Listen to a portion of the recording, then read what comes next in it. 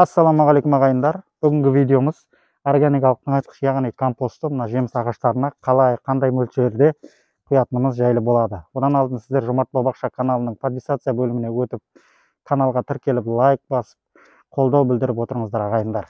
Кеттік. Өткендегі видеоларымызда көрсеткеніміздей, мынау 200 литрлік бочкаға сол видеода өздеріңіз көргендей компостты дайындап, мынандай қылып тастап қойғанбыз. Міне бір 15-16 күндей уақыт өтті, уже компостымыз дайын болып тұрған болуы керек достар. Мінекей біргелікте көреміз. Достар, міне өздеріңіз көріп тұрғандай компост быршып, әбден араласып, шіріп дайын болып тұр. Мінекей достар, иісі кәдімгідей ащы, жағымсыз иіс шығады енді бұдан, әрине. Достар, мінекей бұны жақсылап араластырамыз. Бұл енді мынандай қылып компостты дайындап, су құйып, көң салып, бәрін араластырып қойғаннан кейін бұның ішінде де енді міндетті түрде зиянкестер пайда болуы мүмкін. Біз алдыңғы видеомызда көргеніңіздей, бұның ішіне біз күл салғанбыз. Енді күл салғаннан кейін ондай зиянкестер, құрттар, яғни мынаның ішінде пайда болмайды достар. Білесіңіз, күл ащы болады. Соның үшін бұның ішінде зиянкестер болмайды достар. Бір жағынан күл удобрение болады, бір жағынан мынаның ішіндегі зиянкестерді пайда болуына жол бермейді достар. Не көріп тұрғаныңыздай, компостымыз дайын.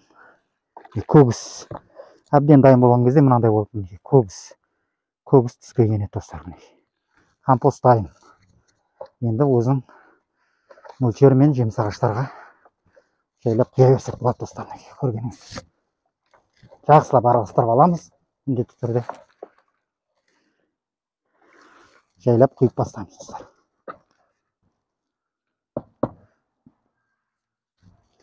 Енді бұны сіздерге достар, мінекей мынау енді көп жылдаған шабдалы жеміс ағашы. Бұның енді 7-8 жылдай болып қалды. Жеміс беріп тұрғанда 4-5 жыл болды.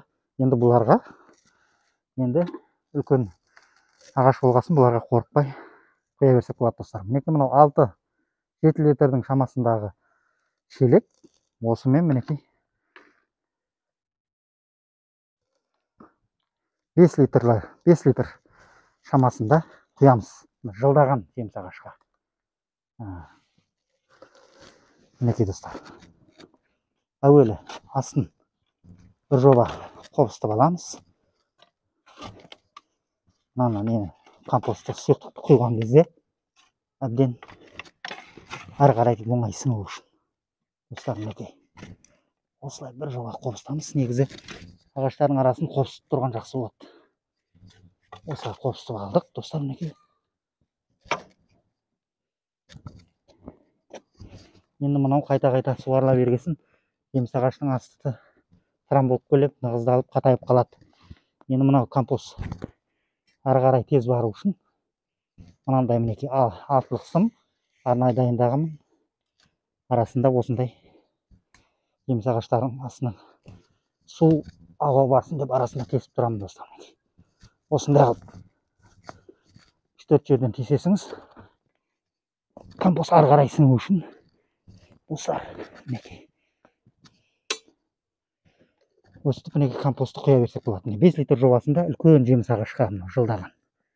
Бұларға енді қорықпай құя берсек болады достар. Бұл удобрение болады. Табиғи тыңайтқыш достар. Мінекей достар. Осылай жеміс ағаш құямыз. Енді биыл егілген 1 жыл болған жеміс ағаштарға қазір құюды көрсем достар. Мінекей достар, мынау былтырғы егілген алмұрт жеміс ағашы.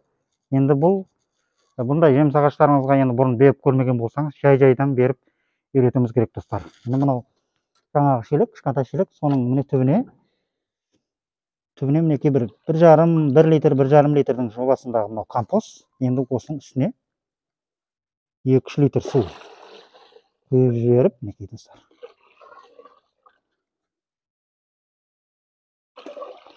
1 литрге 3 литрдай қосып, жақсылап араластырып, осыны құямыз. Жай-жайдан үйрету керек достар. Енді мынау не деген менен енді жас ағаш.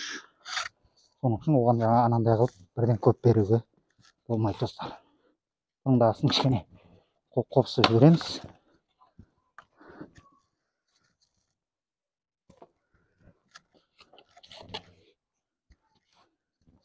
Енді бұл компостты енді осы биылғы отырғызған жеміс ағаштарға берудің қажеті жоқ. Олар енді әбден ұстап кеткенше, әбден ұстап жапырақтап кеткеннен кейін оларға да берсеңіз болады. Енді пока күн салқын, олар әлі стрессте тұр, әлі дұрыс ұстамай тұрған болуы мүмкін. Оларға пока берудің қажеті жоқ. Мінекей достар, 1 литрге 3 литрдей су құйық, мінекей. Сонда 1 литрге 3 литр құйдық, 4-5 литрдің жобасында араластырып, мінекей достар, осылай құя бересіңіз достар. Достар, мінекей, жаңа көрсеткенімдей қылып осылай құя бересіңіз. Мынадай үлкендеу жеміс ағаштар жаңағыдай қылып суды араластырмай өзін құйсаңыз да болады достар. Енді бұлар шылдаған ағаштар, жаңағыдай жас ағаштарға енді жаңағыдай 1 литрге 3-4 литр су араластырып, жайлап құйып үйретсеңіз болады достар. Енді бұларды осындай компост құйғаннан кейін артынан суғарып жіберген жақсы болады достар.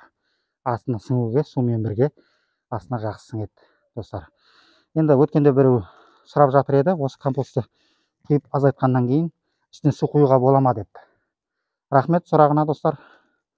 Болады әрине. Мынаны енді әбден бәрін түбіне дейін сырқып алғаннан кейін сұйықтығын мынандай бір мешок көң, шіріген көңнен салып жіберіп, басқа ештеңе араластыруының керегі жоқ. Әлі күші бар. Бір мешок көңді салып жіберіп, үстіне суды қайттан толтырып, және бастырып қойсаңыз, бір 10 шақты күн тағы да қайтадан құя беруге болады достар. Мінекей. Бұны енді 4-5 күннен тағы да қайталап құйсаңыз болады достар. Мынаны енді бір қатар құйғаннан кейін тағы 4-5 күннен тағы құюға болады достар. Мінекей достар, осылай компостты дайындап, осылай жеміс ағаштарына құясыңыздар достар. Жемістеріңіз көп болсын, отбасыларыңыз аман болсын достар. Каналға тіркеліңіздер, қолдау білдіріп отырыңыздар ағайындар.